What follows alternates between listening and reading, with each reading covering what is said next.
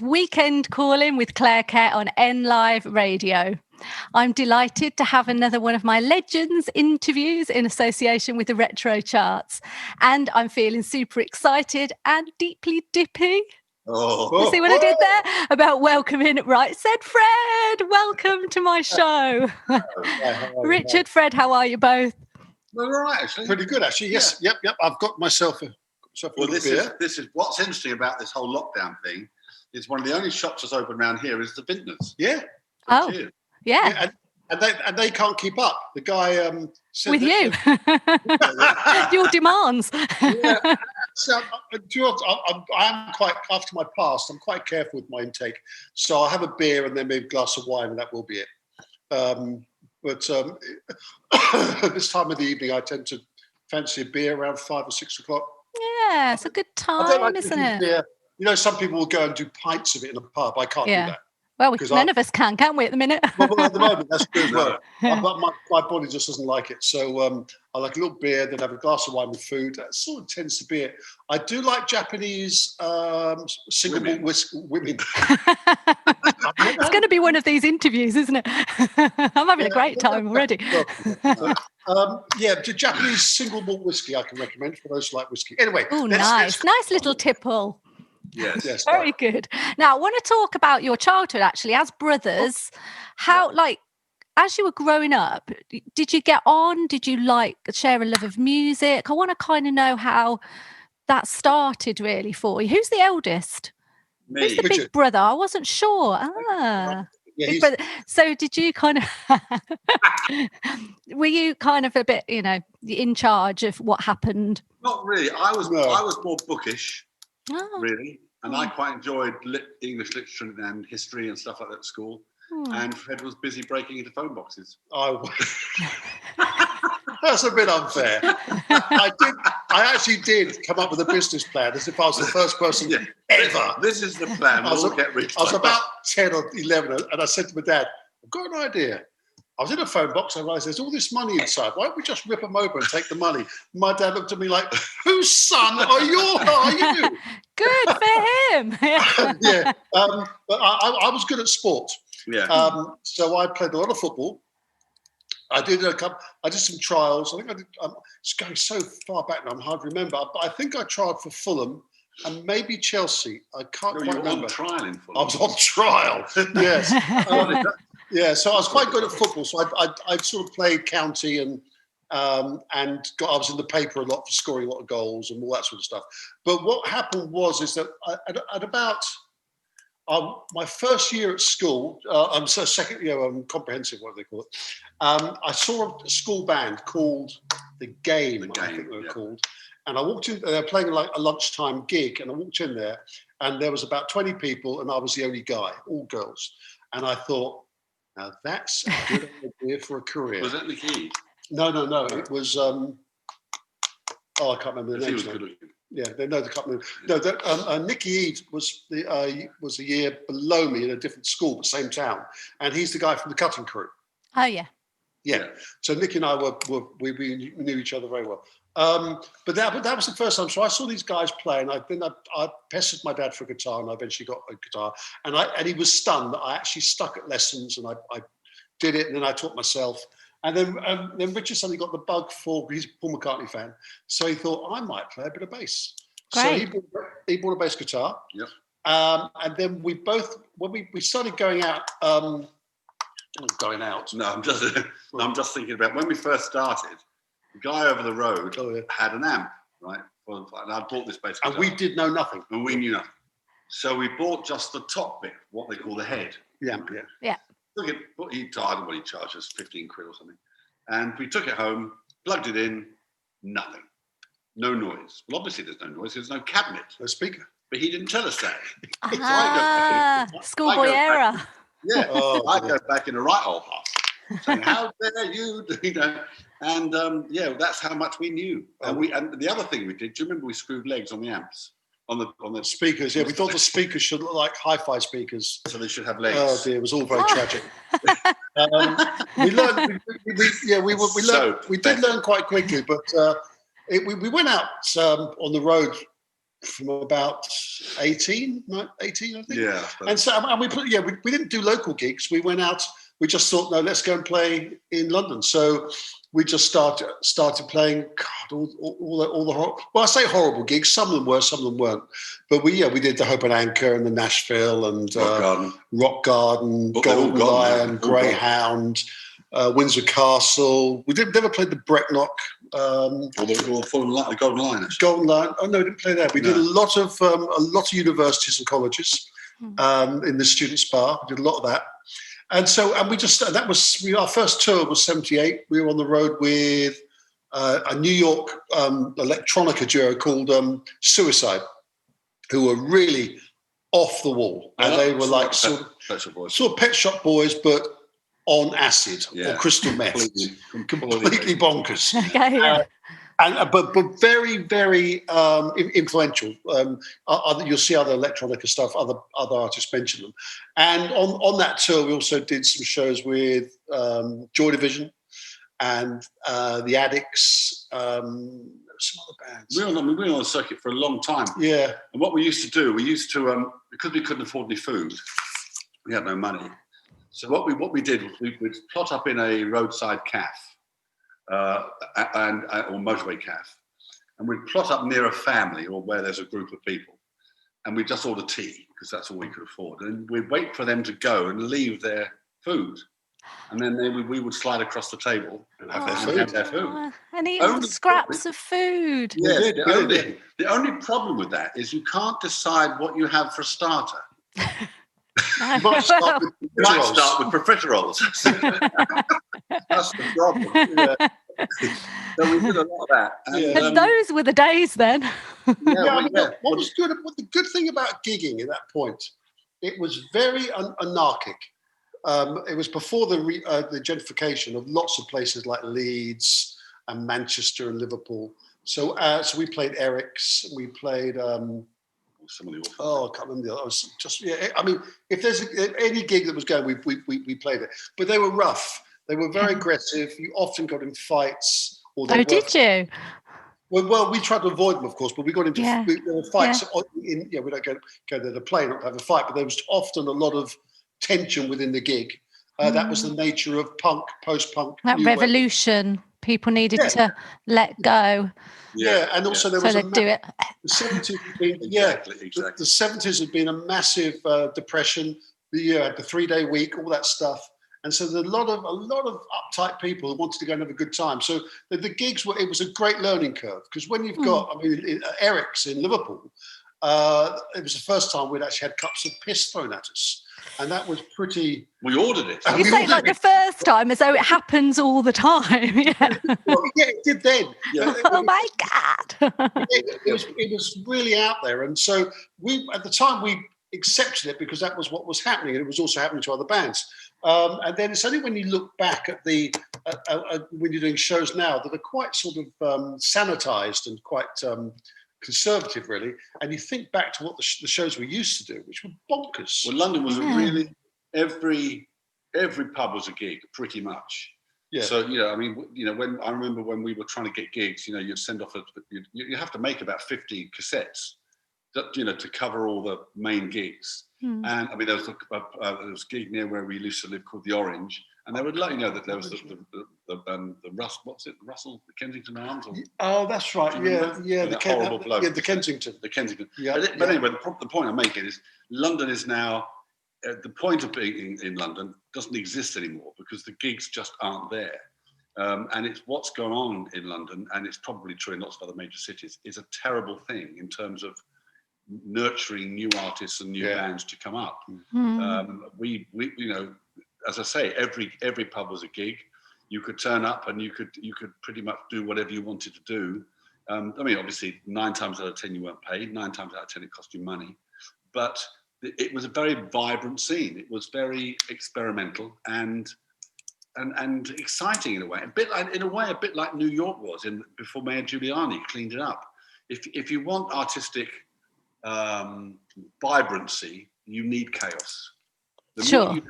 You just do. Yeah. The minute you try and tidy things up, the minute you try and order everything, you kill that that part of art which is rebellious and experimental and unusual. I get that. We were living in New York in '87, and we did a deal with Capital EMI. And when we got there, we weren't signed, and we didn't know it was the New Music Week. We didn't. It was New Music Seminar, I think it was called. And we just went over there because we knew someone, and we wanted to get out of London. So we went over there, took a guitar, and we were doing shows. We had a Walkman, and we had a backing track, and we put vocals and live guitar over that. And we didn't think of New York. We thought, we can't take a band to New York, we haven't got any money. So we just thought, let's do that. So we did that. And obviously people thought we were bonkers because the Americans would turn up at these gigs in New York, and we played places like a Shark Club and a Knitting Factory and all those places. And they'd have all the gear, I suppose. They would have everything. Yeah, everything. Balls for days, and the snacks and the drums, and we'd tell them, so where's your gear? I'd go, here it is. and we got this reputation in quite a short period of time for just being a bit nuts. And suddenly the New York Postal Times, I think New York Times, we both had jobs, and I was walking back from my working in a bar, and I was walking back at night. It's about 3 a.m, and I saw this paper on the ground, and there's this huge picture of us. Nice. And I thought, well, that's odd.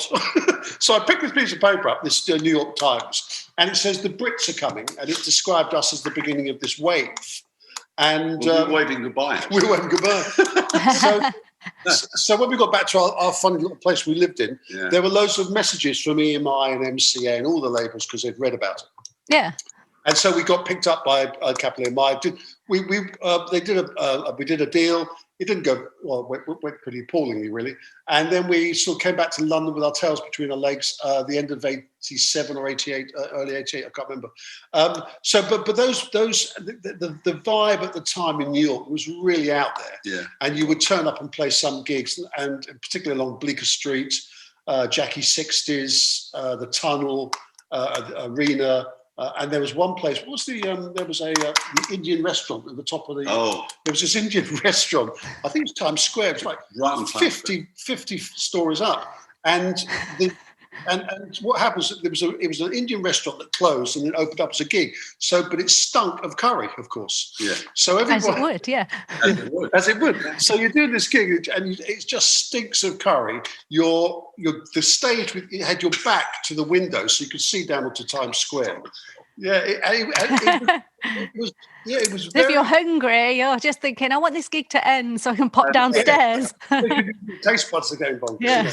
But it was quite a good learning curve. And when we've done gigs since the band became successful, and we've had problematic gigs like every band does, we don't get fazed by at all. It doesn't bother us. We don't, road crew and tour management, they'd all get a bit sort of bent out of shape, and we're like, well, we don't really care. It's giving you really good grounding, all of that back in the day. It does, yeah. I think it does. Yeah. I mean, when we very first went out with Sexy, everything was on CD. Didn't take a band. It was live vocal and CD. That's what it was. And we were doing this dreadful place. I don't know where it was, but there was no stage. We were just standing on the dance floor with the people around us. And then suddenly, where it goes, too sexy for my, it just kept stopping. Oh. CD.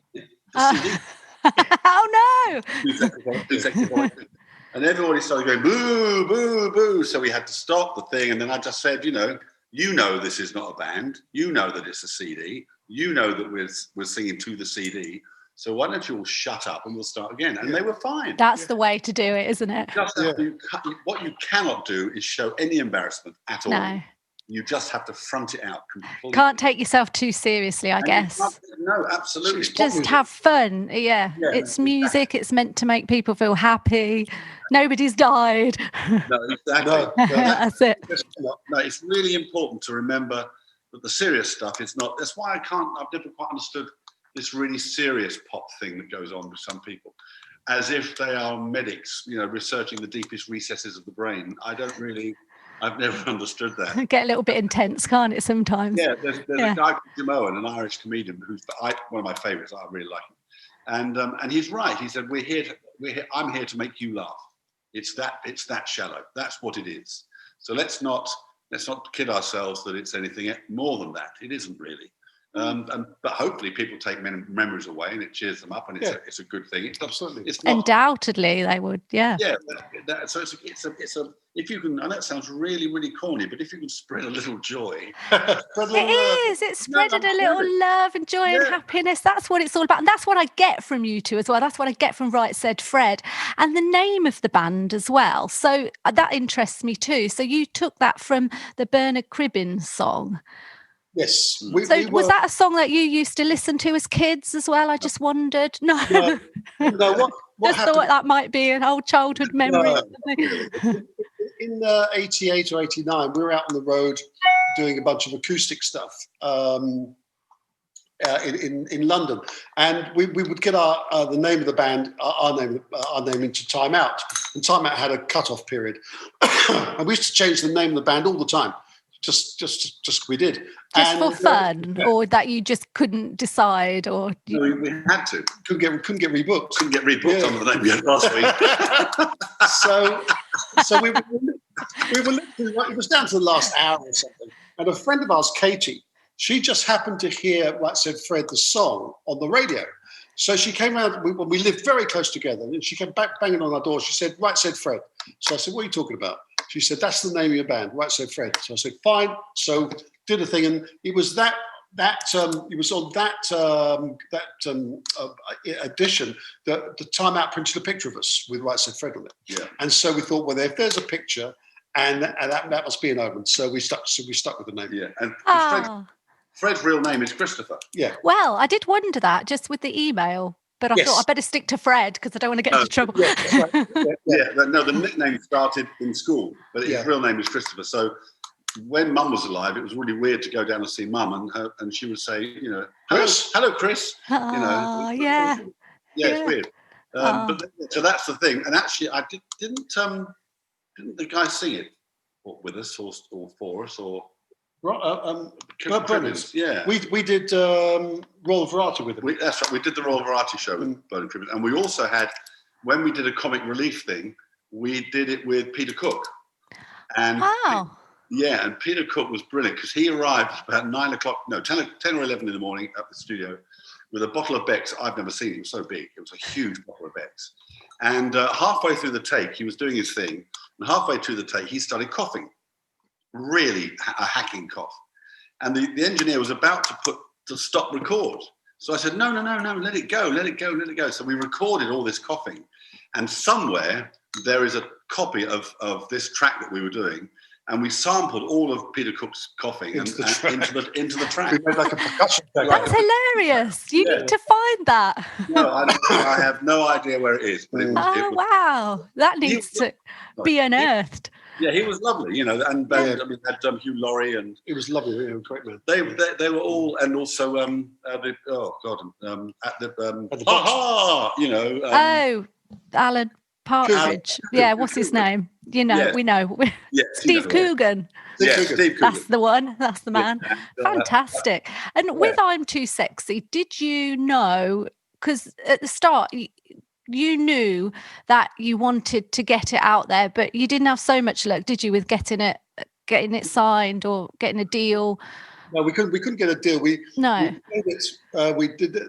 did a version of it, which is very similar to the version that became successful. We went around the labels. I mean, literally, there wasn't a single, even the slightest bit of interest. So, see, I bet they regretted that decision, didn't they? Yeah. One guy actually, I met him. Where did I meet him? Some guy said, I used to be A&R at, was it EM? I can't remember the label, so I shouldn't say it. And he said, and I said, oh, yeah. He said, well, I got sacked because he said, I passed and I'm too sexy, so they sacked me.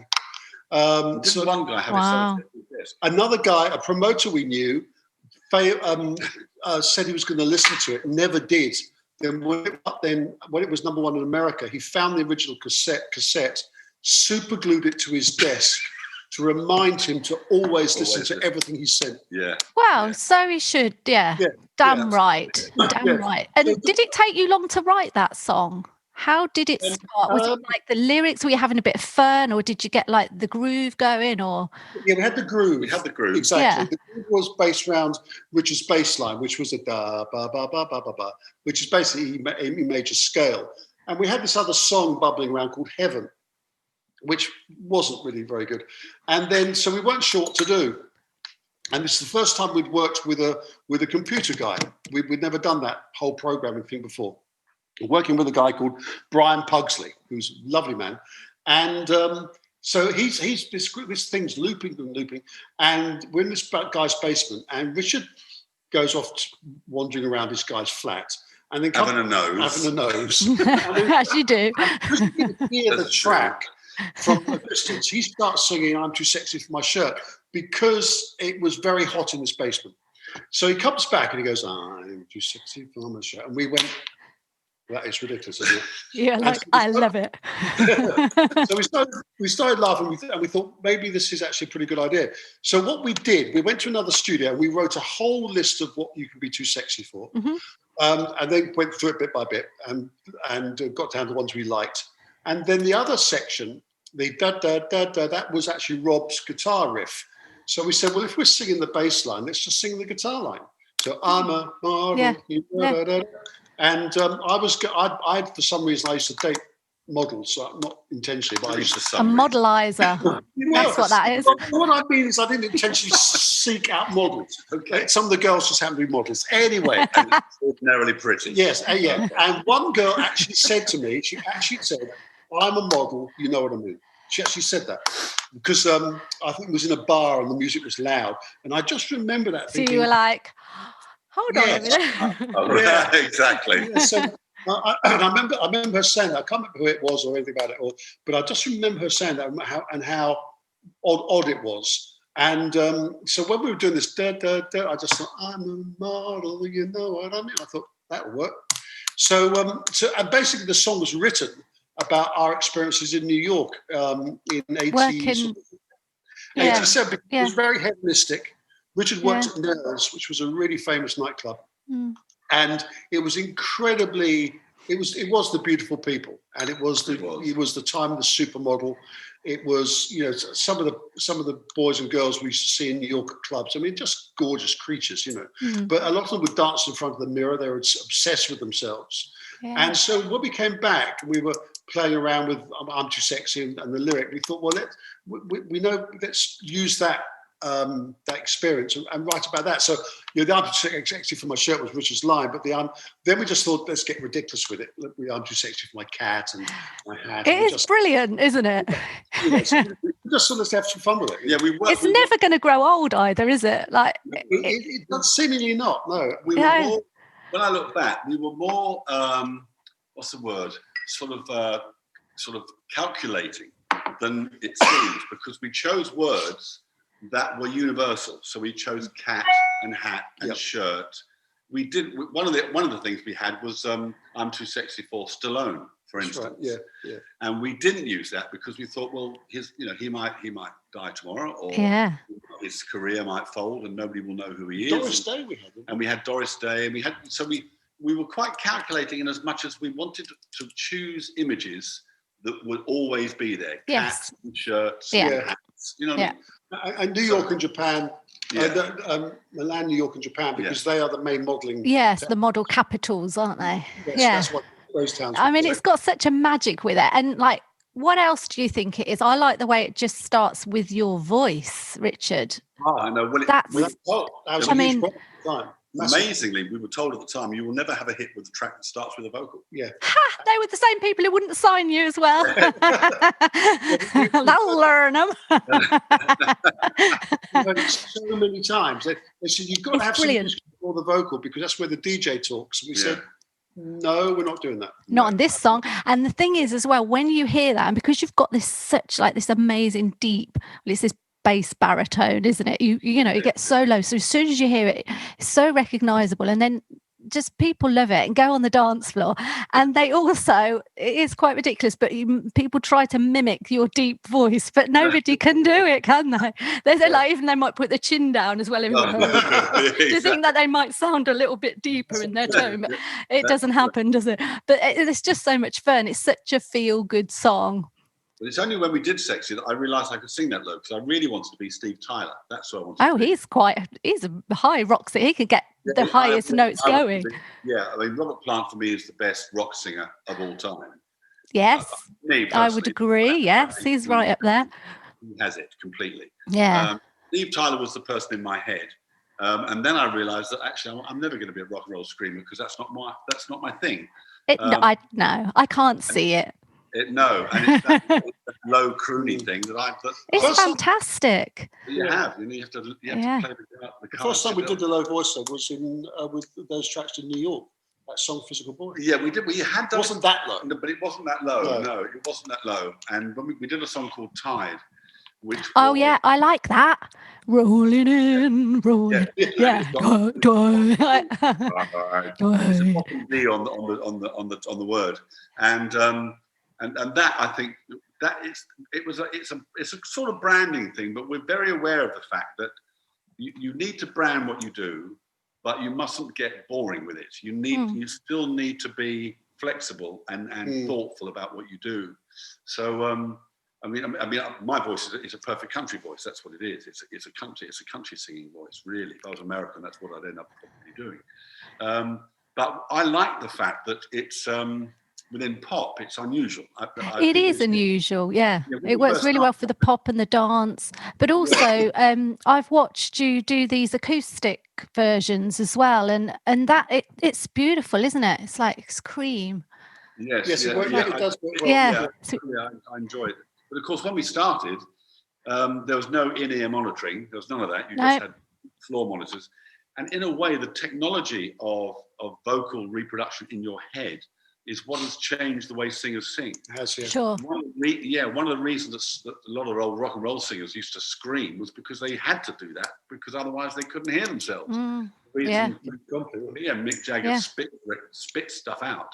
It's because he needs to hear it. Well, back in the day, he needs to hear it. Well, now you could be Paul Simon and do a live show and have in-ears, and you hear. Doesn't matter how quietly you sing, you hear it. And then you've got that clarity, and you can be perfectly in tune, and you're not going to damage your vocal cords. Exactly. So, and also with in-ear monitoring, you can do 5 gigs on the trot, as you say. It doesn't because it doesn't strain your voice. And that is the miracle. It's life changing, actually, isn't it, for gigging? It's determined. It's determined the way people, the sounds that they make with their voices. And it shows you what a complete and utter genius Frank Sinatra was. It does. Yeah, I suppose it does. Yeah, it does, because he was singing back in the day. None of that. No, absolutely none. And many years ago, we visited a soundstage in LA where they used to record a lot of big bands and swing stuff. It's Paramount, wasn't it? I think it was Paramount. And what you had, at one end of this massive room, like kind of almost like an aircraft hangar, you'd have a stage where the singer would stand with a microphone. Then it would drop down into a well where the orchestra was. And then at the far wall, you'd have a massive volume meter, VU meter. And there was no gating back in those days. So the singer had to monitor the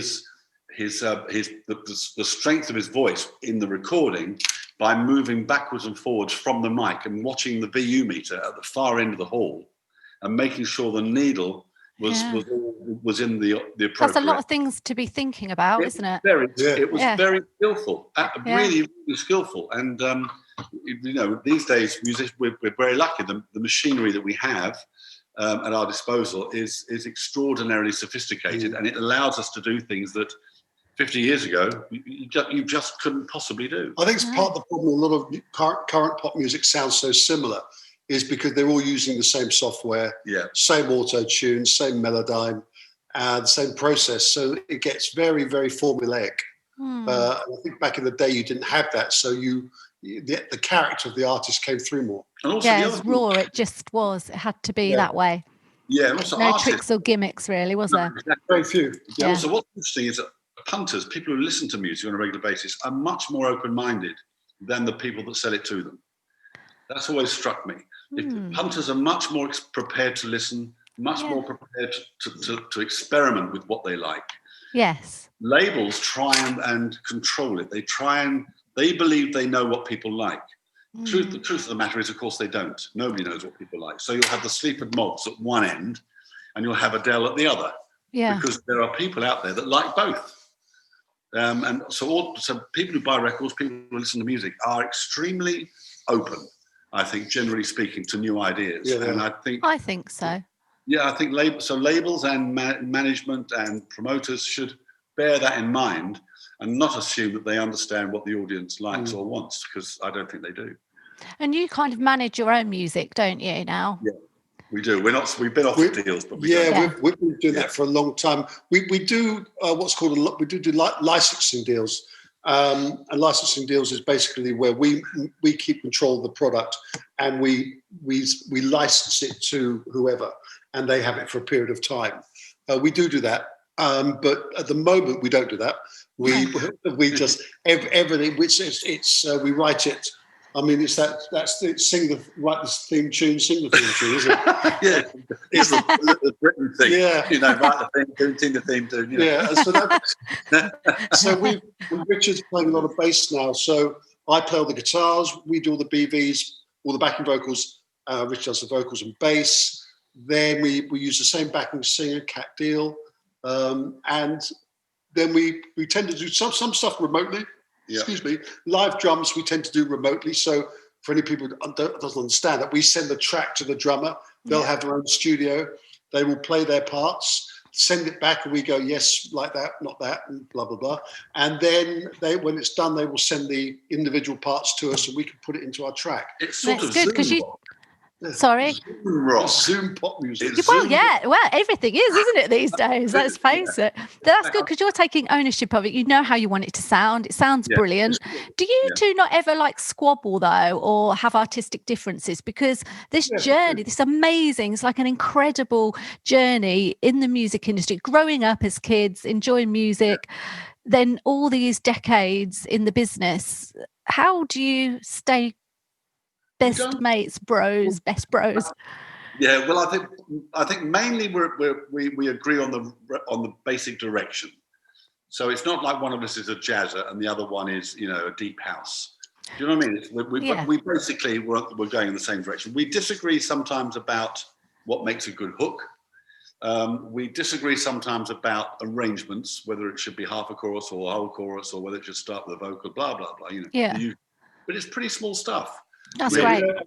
I think some of the things that happened to us during our time, like Richard's partner Stuart was ill for almost the whole of their relationship. And when you've got something like that in your life, or like when Mum had Alzheimer's, and my health for the last sort of 17 years hasn't been very good. So when you have things like that, you realise that falling out over a chorus or a bridge, life is just too short for that. It's too short. It is. Yes. You just have to. You just got to deal with that stuff. I mean, we have fallen out a few times, but but not for quite a while. And it gets. You always apologise. I do. Yes. But always apologise. And I send you flowers. You're the big brother, you see. So the little brother has to. Yeah. So I think we just realised over the years that there's just more important stuff to get upset about than some student. It's like this the riff between Noel and Liam Gallagher. Yeah, it's just silly, isn't it? It's brothers after all. And it must be lovely that you get to share that experience together as a family. Exactly. I just think that's really you're blessed, aren't you? Really. I think you really have to count your blessings. And the two Gallagher boys, they have to stop and think how lucky they are, rather than one said of the other that he was born in a world of soup with a fork. I think Noel said that about Luke. Noel said that about Luke, which is very funny, actually. But it's not a happy thing to be so to be in a position where you so dislike somebody that you've grown up with and had success with. If they were mates of mine, which they're not, but if they were, I would say go out together, have a drink, sort this shit out, sort this crap out. Get past it and move on. You can do your separate. You can do your own thing. You don't have to be in a band together. I'm not asking for that. Unless it's a very elaborate PR stunt. Unless to bump up the money when they do get it. Yeah, when they reform, it'll be like, ta-da! It's been going on a while now, hasn't it? But no, absolutely. And, you know, it is what you guys have. It's really lovely. And I guess you must miss each other, you know, if you're not working together or whatever. It's like, oh, I need to be back with my bro and get going on this music malarkey. And I mean, you guys, with your career and everything, you've won your 2 Ivor Novello awards. I just think that's because they're so prestigious awards, aren't they? Yeah. Yes. You know, there's a certain credibility about that kind of award. Although I did, I understand, Richard, you did give one of yours away. I did. Oh. I've lost the It was for charity. It was very noble of you. You lost the other one. Oh dear. Well, hopefully then you've still got yours, Fred, to put on the mantle. But I just think like it must be hard to maintain working in the music industry and keeping going, and you guys work ever so hard, and you know, as you said before, you've had your fair share of problems and issues, but you learn to just take a break and then come back stronger in a way with gratitude, and I suppose you've evolved as well over the years, haven't you? Are you a bit more mature now? You're a bit more grown up about things? We are definitely more grown up. Yeah, but we threw our toys out the pram a few times.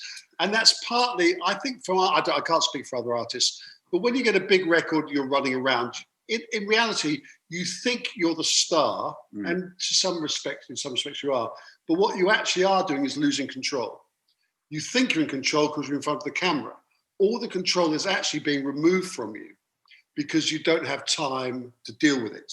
So what we found very frustrating is that the more successful we became, to everyone else, like we were handling things. We weren't handling anything. We were just getting ripped off and badly represented. It must be hard.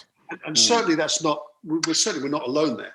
So I think when you see from our point of view, you know, the whole thing in Spinal Tap was he's in the dressing room and he says, look, the cheese doesn't fit the bread. and that's where you get, because you've lost control of everything else. You can't, you don't control your diary, you don't control your release dates and blah, blah, blah. And so in the dressing room, you've got your piece of cheese and your bread and it doesn't fit. You go, no, you're doing this, look, do you see what? And that's sort of where you get. Yeah. Because you actually don't control where you're going to be, who you're going to talk to. You actually hand over everything. And certainly for us, when we started losing the plot, which we did, a lot of that was because in reality we knew that we weren't in control. Yeah, exactly. It's like a pressure cooker, I suppose, isn't it? And at some point, something's got to give. Yes, and yes. One of the things I think is there's an old, I don't know, like a mafia movie, and they were talking about a guy that they were trying to pressure, and these 2 gangsters were saying that this guy's going to be difficult because he doesn't have a price, and that's the thing. I think if you want something too much, it controls you. And when we started, we wanted more money and we wanted more fame, and that controlled us, and it spoiled the dream. It tips the balance. It tips the balance. I see. Yeah. Yeah, you have to want it, but understand that if you don't get it, it's like getting a hand of cards. You might want 4 aces, but if you haven't got 4 aces, you play the cards you got. So that's how we operate now. We're still as ambitious as we ever were, but we're much more realistic about the importance of being happy in the process. That's so important, isn't it? It is. Really, yeah. And you have to, if you make a decision like we have about staying independent, you have to accept the consequences of that. That means we will have less money, which is true. It means that we are in control, which is true. It means we'll have much less impact we're never going to get invited to the big award shows because we're independent artists. Award shows are controlled by the major labels. Same with a lot of some of the bigger radio stations. They just will never entertain us because we don't come as part of the thing. Same with some of the big TV shows, and I won't say who it was, but a very well-known TV chat show host actually said, well, they aren't part of a major. That was it. Actually said it. Yeah, because that was that was it. And that person, I won't say who it was, but that person, we bumped into him once in Fulham, and he actually said, "You must come on my show." And then we went back to him just what's about 2-3 years ago. I Wasn't can't it? remember that. Yeah, that's no, because they aren't part of the. They aren't part of the machine. Yeah, it's just that you just have to make a decision as to what kind of life you want to lead. That's all it is. It's just with the new single "We're All Criminals," there's an outro which is a kind of swing groove outro thing, which is nothing to do with the song. It's just a thing that we really like. Now, if we were signed to a major, that would not be on the single. That'd be an album edit. That would be an album edit. Yeah, absolutely. Yeah. Let's talk about your single, because I find it really interesting. So this is due for release next month, isn't it? Yeah. Yep, December 18th of December. Yeah. And to me, it's quite like got an upbeat kind of happy feel, yet there's quite a dark message with it at the same time, and the video as well. I love the video. It's so visual. I like all the flashing and the neon, but then also kind of this juxtaposition of the black and white and the prison stripes, and this sort of marching and being devoured by society. So it's interesting. You kind of, I suppose it shows what's happening now and reflecting that. It feels quite Orwellian. There's even snippets, isn't there? The thought police and that kind of thing. So that must be how you're feeling then, I guess. It is. The song represents us very well. Yeah, the song was originally written about surveillance cameras. So the first verse is pretty much where we started with this song, which is all about the fact that, the minute you walk down the street, there's a camera somewhere photographing it. And it's sold to us on the basis of safety and blah, blah, blah, blah. But and it's like anything. When you prefix anything with the word safety or health, you can pretty much get away with anything. And then this madness descended on the country. And our problem with it was we weren't COVID deniers, and we weren't anti-lockdown, we weren't any of that kind, really. Our thing was choice had been removed. That was our big problem. And choice had been removed prior to COVID-19, actually. I mean, the smoking ban was a removal of choice. If I ran a bar, I can't have the choice of having it a smoking bar or not. A lot of that happened under Blair, didn't it? Yeah, it's not up to me. So our thing was that choice is the key word. And in any tyrannical or dystopian or dictatorial future or regime, choice is one of the first things that go. You do not have and if you do have a choice, you pay a big penalty for it. And we're seeing it already, actually, even now, with if you want to enjoy Christmas, watch out. Mm-hmm. Yeah, you'll pay for it in January. It is like that, isn't it? Sadly, we need to be aware of what is happening, and I'm not preachy. I'm not trying to sort of persuade people to think what I'm thinking. I don't care about that. I just want people to think for themselves. Don't look to Nick Hancock for advice. Don't look to Matt or Nick. They're brothers. They're brothers. Can you imagine? or Johnson or Whitty or Valance. Don't look. Use your own common sense and make decisions for yourself. When you see headlines like "This is the Christmas you can expect," I nearly blow a fuse. It's like, who do they think they are? I do not understand it. Yeah. I'm an adult. I can make decisions for myself. I see a little old lady who's great. Little old lady. She's 81. I see her once a week. We go out for a glass of wine when we could. And last week I was honoured to be invited into her room, and we sat there. She's in a care home. And she's in a care home, and it's lovely. She's lovely. That's lovely. And I can make those decisions just as she can. Indeed. She's 81 and she's completely, there's no dementia, there's nothing. She's completely compos mentis.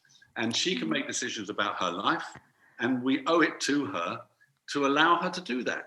Now, obviously, with people who have got dementia or Alzheimer's, as our mother did, decision-making does become an issue, and safety becomes an issue. So I understand those differences. Yeah. When people are completely able-bodied, and when people are adults, that's what you appeal to. You appeal to their common sense. But unfortunately, with this present administration, they reached for the stick before they reached for the carrot. That is my major problem with it. And I've never heard Hancock or Johnson or Patel or Sunak talk about being positive. Talk about spirituality, talk about immune systems, talk of a positive spin. Yeah. Everything doom and gloom. Everything. Yeah. And it all focuses on don'ts and not do's. Yes. There's no inspiration. There's no leadership from that point of view. And I just think It's bleak. It's really bleak. And I think we join protests now and again. And I personally, how you doing? Yeah, I personally think that non-compliance and basically people saying no is the only way. Because I don't approve of, not approve, it's not for me to approve, but I don't condone the violent approach. I don't think that's going to get us. No, well, you've put in the instrumental breakdown in your song, you've got these true stories, and they're quite shocking, aren't they? And, with the newspaper cuttings as well of people that are being quite brutally arrested just for not wearing a face covering properly, like in front of their children. Yes, exactly. Well, a pregnant woman was tasered in Wales last week. And I think she may have lost the baby. I can't remember. But yeah, I mean, it's really horrible. And the police, not all the police, I don't want to say that, but a lot of police forces seem to have opted for the easy option, which is just to be really unpleasant. And there's no nuance. There seems to be no desire to engage with the public. They're literally enforcers of the state, and that's a very, very dangerous road to go down from their point of view. There was a clip the other day of people being told that they had to leave Speaker's Corner. That it is potentially illegal to speak at Speaker's Corner, because if you attract a crowd of 6 or more, which wouldn't have applied to our early gigs, I have to say. But if you attract a crowd of 6 or more, it can be broken up and the person speaking can be taken away. Incredible. So it's really important for you to get this message out in your song. I think we need to be quite brave, actually. Yeah, you are brave with this, but it's still got the Right Said Fred sort of happy vibe, though, hasn't it? That is like you sort of want to. Actually, it does make you smile to hear it, and then when you listen then deeper to the lyrics, you think, oh, actually. We got a message here. And when we got to the chorus, we knew sort of the lyrics we wanted, and we didn't want it to be all doomy. So we wanted it to have that that sort of a little bit nursery. Yeah. We wanted the music to feel positive, but but still get that message across. And we like the sort of dippy-ish verses with the chug on the guitar, it's dun, dun, dun, that sort of thing. It's very catchy. Yeah, we just wanted to try. Also, I know no shows are happening, but we also imagined ourselves, well, if this song did anything and we're performing it live, what do we want we want it to do? Yeah. So then we wrote it from that perspective as well. Yeah.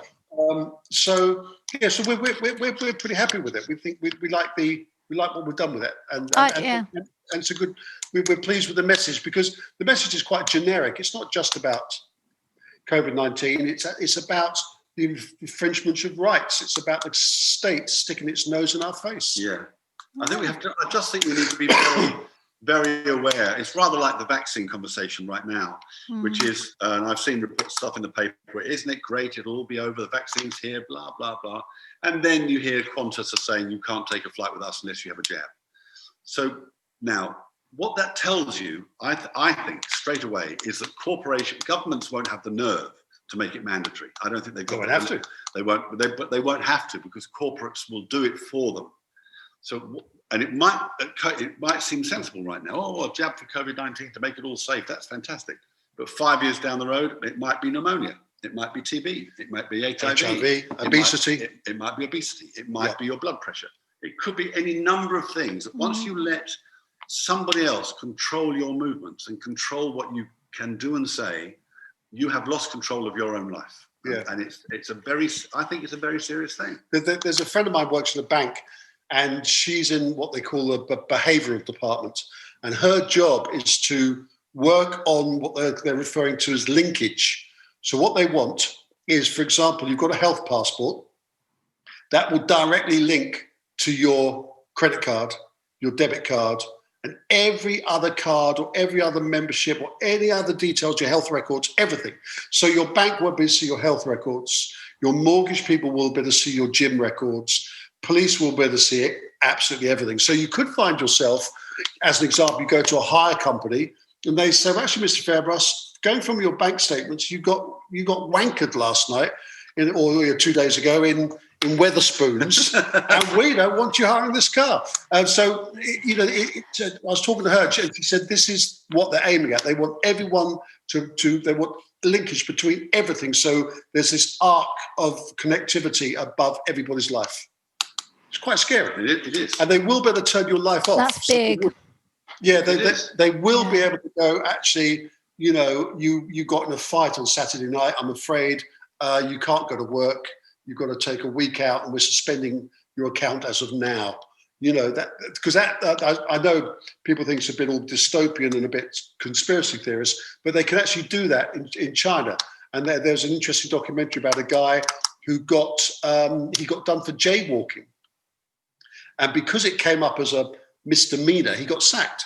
And then he lost his house. And then he got moved to another city, which is basically like a huge sort of city for naughty people. It's absolutely bizarre. Yeah, and you have to work with your social credits. City for naughty. I like that. Yeah, so he has to, his social credits. He has to get the credit score up, so he hits a criteria where he can go to the authorities, and say, "I've now got these credit scores. I want to leave this city," and then that will happen. But what he also said, which was interesting, they said, well, can you do that? He said, well, it's very difficult, because if my credit score goes down, if I'm talking to somebody with a bad credit score, but you don't know they've got a bad credit score. So if this was happening between us now, you go down not now, but you go to a friend's house, you have a couple of drinks, and one of the other people there has got a bad credit score, that will be registered, and your credit score will take a dip. And reversely, if you're with someone whose credit score is good, your credit score will go up. It's insane, isn't it? It's absolutely bonkers. Back in the day, when the ban first broke, I had to have an HIV test to get a mortgage. That's true. Yeah. Really? Yeah. So it doesn't stretch credulity too far. It's in a simple way. If you look at the congestion charge, which started off at £5, now if you've got a diesel car, it's 25. The admission creep is in government's DNA. It's what they are.